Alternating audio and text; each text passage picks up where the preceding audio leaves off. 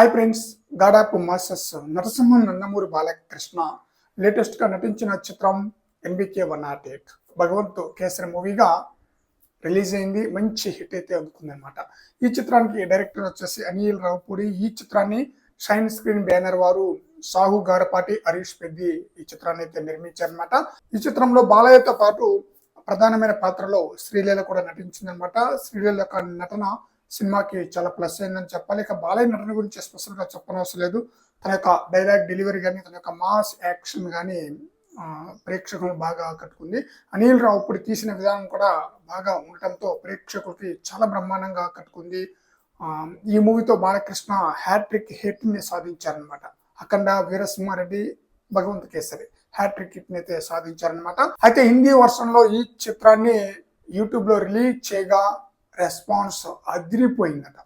50 మిలియన్ల plus views తో YouTube లో సెన్సేషనల్ రికార్డుని క్రియేట్ చేసిందని చెప్పాలి. హిందీలో కూడా బాలయ్య రచ్చ మామూలుగా లేదని చెప్పాలి. అర్జున్ రాంపాల్ బాలీవుడ్ నటుడే కాబట్టి అది కూడా కాస్త ప్లస్ అని చెప్పాలి. హిందీలో ఈ రేంజ్ లో వ్యూస్ రావడానికి యూట్యూబ్ లో మరి చూడాలి. లాంగ్ రన్ లో భగవంత్ కేసరి మూవీ హిందీ వర్షన్ లో ఎలాంటి రికార్డులను క్రియేట్ చేస్తుంది అనేది.